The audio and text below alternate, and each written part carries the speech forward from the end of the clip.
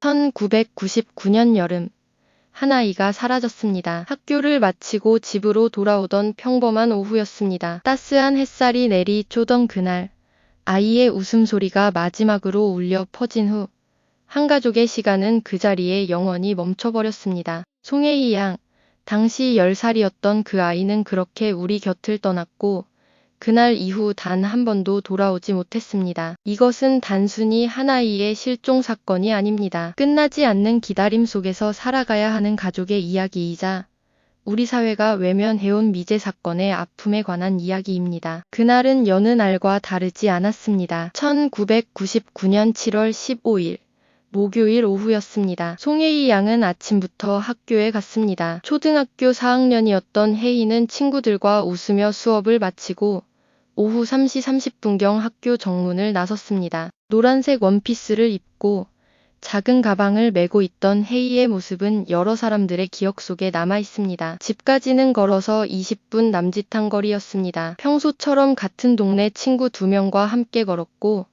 골목 어귀에서 친구들과 헤어졌습니다. 그것이 혜이를 본 마지막 순간이었습니다. 집까지 남은 거리는 불과 5분. 혜이가 걸어야 할 마지막 골목길은 그렇게 끝나지 않는 미스터리의 시작점이 되었습니다. 오후 4시가 지나도 혜이가 집에 돌아오지 않았습니다. 처음에는 친구 집에 들렀거나 학교에서 무언가 볼 일이 있는 줄 알았습니다. 혜이의 어머니는 집 앞을 오가며 딸을 기다렸습니다. 5시가 되자 불안감이 엄습했습니다. 친구들의 집에 전화를 걸었지만 혜이를 본 사람은 아무도 없었습니다. 학교 선생님께 연락했지만 혜이는 정상적으로 하교했다는 답변만 돌아왔습니다. 해가 기울기 시작하자 아버지까지 나서서 동네를 수소문하기 시작했습니다. 평소 혜이가 다니던 길을 따라 걸으며 이름을 불렀습니다. 문방구, 분식집, 놀이터, 친구들이 모이는 곳곳을 찾아다녔습니다. 하지만 혜이의 흔적은 어디에도 없었습니다. 저녁 7시가 넘어서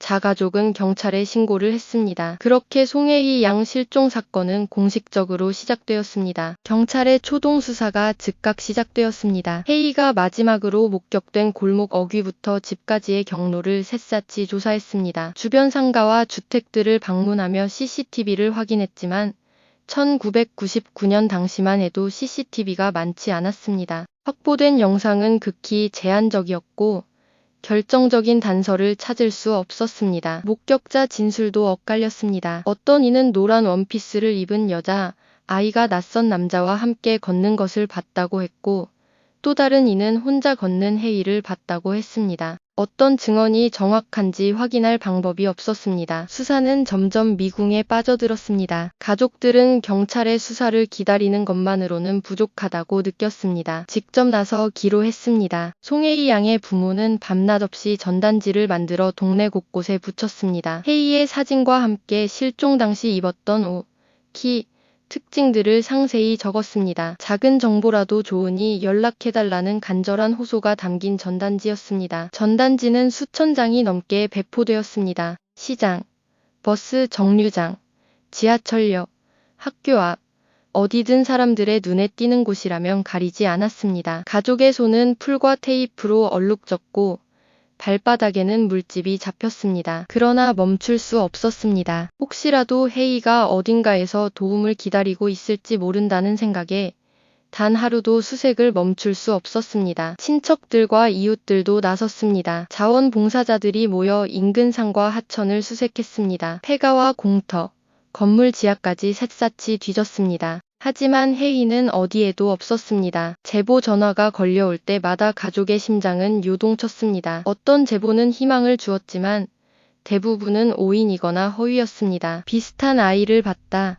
는 전화를 받으면 무조건 달려갔습니다. 서울에서 부산까지, 제주도까지 가족은 전국을 오갔습니다. 그러나 매번 실망만이 돌아왔습니다. 그 아이는 혜이가 아니었습니다. 희망과 절망을 오가는 나날들이 반복되었습니다. 혜이의 어머니는 잠을 제대로 잘 수 없었습니다. 눈을 감으면 혜이의 얼굴이 떠올랐고 딸을 부르는 목소리가 들리는 것 같았습니다. 아버지는 매일 아침 일어나 자마자 경찰서에 전화를 걸었습니다. 새로운 소식이 있는지, 진전된 것은 없는지 물었습니다. 하지만 돌아오는 대답은 항상 같았습니다. 아직 단서를 찾지 못했습니다. 여름이 지나고 가을이 왔습니다. 그리고 겨울이 찾아왔습니다. 송혜이 양이 사라진 지 반년이 흘렀지만 사건은 전혀 해결되지 않았습니다. 언론의 관심도 점차 시들해졌습니다. 처음에는 뉴스에서 연일 보도되던 사건이었지만 새로운 진전이 없자 언론도 다른 사건들로 눈을 돌렸습니다. 가족은 외로움을 느꼈습니다. 세상은 혜이를 잊어가는 것 같았습니다. 하지만 가족에게 시간은 멈춰 있었습니다. 혜이가 사라진 그 여름날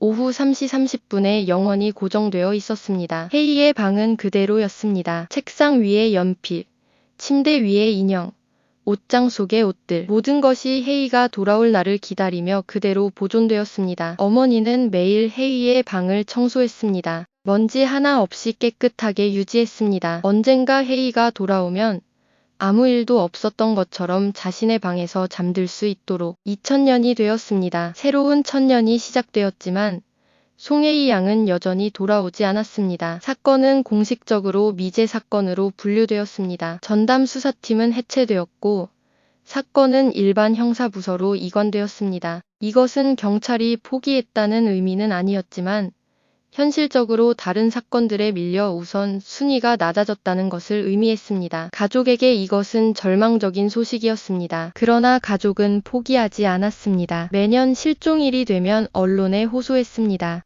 혜이를 기억해달라고, 잊지 말아달라고 간곡히 부탁했습니다. 때때로 언론이 재조명 기사를 내보내주었고 그럴 때마다 몇 건의 제보가 들어왔습니다. 하지만 여전히 결정적인 단서는 나오지 않았습니다. 시간은 잔인하게도 계속 흘렀습니다. 2005년, 2010년, 2015년, 10년이 흘렀고 20년이 흘렀습니다. 혜이가 실종될 당시 10살이었다면 이제 30살이 넘은 나이가 되었습니다. 가족은 상상했습니다. 혜이가 살아있다면 어떤 모습일까? 어떤 일을 하고 있을까? 누군가를 사랑하고 있을까? 행복할까? 이런 상상들은 고통스러웠지만 동시에 유일한 위안이었습니다. 살아있다는 희망을 버릴 수 없었기 때문입니다. 혜이의 부모는 늙어갔습니다. 머리는 새어갔고 주름은 깊어졌습니다. 그러나 혜이를 기다리는 마음만큼은 변하지 않았습니다. 매일 아침 눈을 뜨면 오늘은 혜이가 돌아올까? 오늘은 소식을 들을 수 있을까 하는 기대로 하루를 시작했습니다. 그리고 매일 저녁 아무 소식 없이 하루가 끝나면 깊은 실망과 함께 잠들었습니다. 주변의 시선도 변했습니다. 처음에는 모두가 안타까워하며 위로했습니다. 함께 찾아주겠다고, 기도해주겠다고 했습니다. 하지만 시간이 지나자 사람들의 관심은 옅어졌습니다. 어떤 이들은 이제 그만 포기하고 새로운 삶을 살아야 하는 것 아니냐고 조언했습니다. 선의에서 나온 말이었지만 가족에게는 칼날처럼 날카로웠습니다. 포기하라고요? 자신의 아이를 포기하라고요? 그럴 수 없었습니다. 절대로 그럴 수 없었습니다. 가족은 점점 고립되어 갔습니다. 혜이 이야기를 꺼내면 사람들은 불편해했습니다. 어색한 침묵이 흘렀고 대화는 다른 주제로 넘어갔습니다. 가족은 자신들의 고통을 나눌 곳이 없었습니다. 세상은 앞으로 나아가는데 자신들만 그 자리에 멈춰 서 있는 것 같았습니다. 그렇게 사건은 점점 잊혀져 갔습니다. 새로운 실종 사건들이 발생했고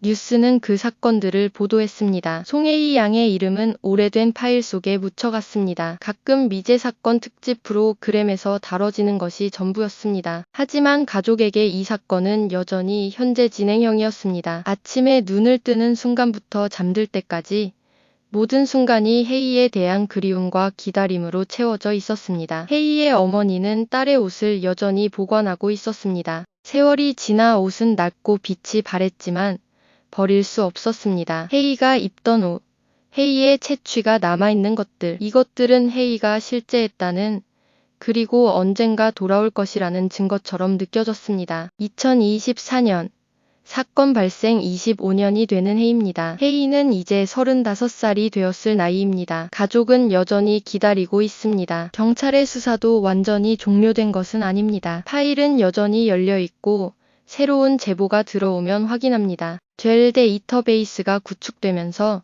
신원불명의 유골이 발견될 때마다 대조 작업을 합니다. 하지만 아직까지 혜이와 일치하는 결과는 나오지 않았습니다. 이것이 좋은 소식일까요?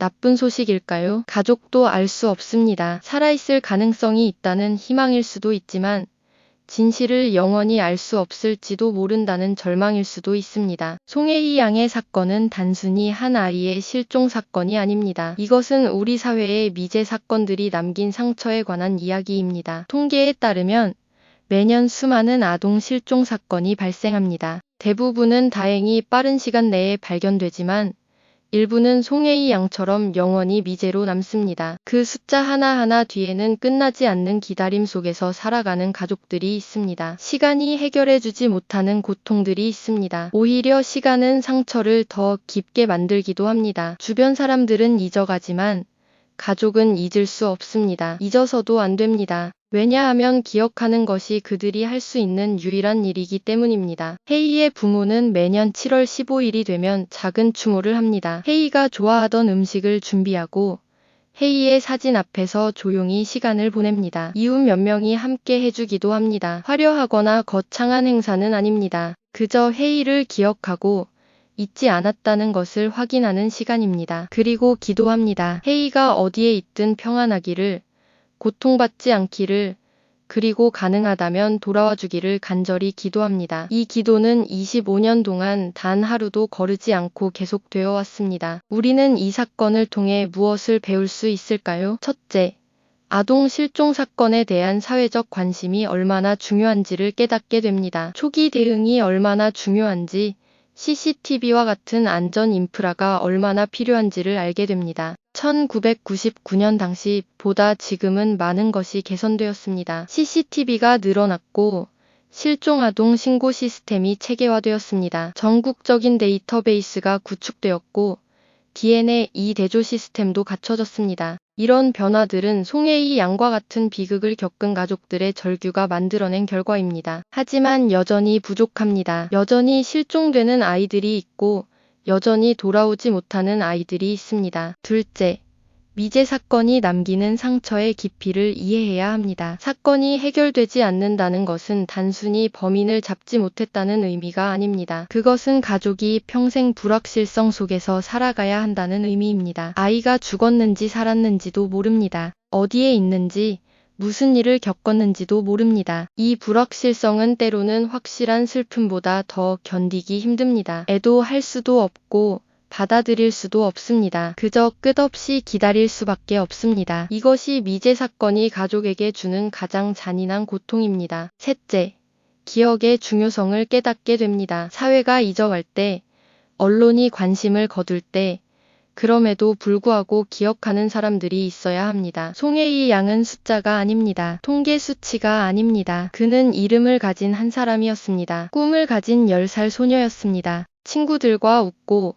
부모님께 사랑받던 아이였습니다. 우리가 그를 기억할 때 그는 단순한 미제 사건의 피해자가 아니라 소중한 한 사람으로 남습니다. 그리고 그 기억이 혹시 모를 새로운 단서로 이어질 수도 있습니다. 누군가 무언가를 기억해낼 수도 있습니다. 오래된 사건이라고 해서 완전히 희망이 없는 것은 아닙니다. 송혜이 양의 가족은 오늘도 기다리고 있습니다. 하루하루를 버티며 살아가고 있습니다. 그들의 기다림은 끝이 보이지 않습니다. 어쩌면 평생 끝나지 않을지도 모릅니다. 하지만 그들은 기다림을 멈출 수 없습니다. 혜이가 돌아올 가능성이 단 1%라도 있다면 그들은 99%의 절망을 감수하면서라도 그 1%의 희망을 붙잡고 살아갈 것입니다. 이것이 부모의 사랑입니다. 이것이 가족의 의미입니다. 우리는 이 이야기를 듣고 무엇을 할 수 있을까요? 우선 기억할 수 있습니다. 송혜이 양이라는 이름을, 그의 이야기를 기억할 수 있습니다. 그리고 주변의 아이들을 더 주의 깊게 돌볼 수 있습니다. 우리 사회가 모든 아이에게 더 안전한 곳이 되도록 관심을 가질 수 있습니다. 실종 아동에 대한 제보가 있을 때 무관심하게 지나치지 않을 수 있습니다. 작은 관심이 누군가에게는 인생을 바꾸는 단서가 될 수 있습니다. 1999년 여름, 노란 원피스를 입고 학교에서 돌아오던 10살 소녀. 그 아이는 집까지 5분 거리를 남겨두고 사라졌습니다. 25년이 흐른 지금도 그 5분의 거리는 메워지지 않았습니다. 그 5분 사이에 무슨 일이 일어났는지 아무도 모릅니다. 하지만 우리가 아는 것은 한 가족의 삶이 그 5분으로 인해 영원히 바뀌었다는 사실입니다. 그들의 시간은 멈췄고 그들의 기다림은 계속되고 있습니다. 송혜이 양, 당신이 어디에 있든 어떤 모습이든 당신을 기다리는 사람들이 있습니다. 당신을 잊지 않은 사람들이 있습니다. 그리고 언젠가 어떤 형태로든 진실이 밝혀지는 날이 오기를 간절히 바랍니다. 그날까지 우리는 기억할 것입니다. 잊지 않을 것입니다. 이처럼 우리 주변에는 아직 해결되지 않은 채 끝나지 않는 기다림 속에 놓인 수많은 이야기가 존재합니다. 보이지 않는 곳에서 고통받는 가족들이 있고 침묵 속에 묻힌 진실들이 있습니다. 우리는 과연 그들의 목소리에 귀 기울이고 있는가? 편리함과 바쁨을 이유로 외면하고 있지는 않은가? 때로는 멈춰서서 잊혀진 이름들을 기억하는 것이 우리가 할 수 있는 가장 인간적인 일일지도 모릅니다. 왜냐하면 기억은 단순히 과거를 되돌아보는 행위가 아니라 여전히 고통받는 이들에게 보내는 연대의 메시지이기 때문입니다.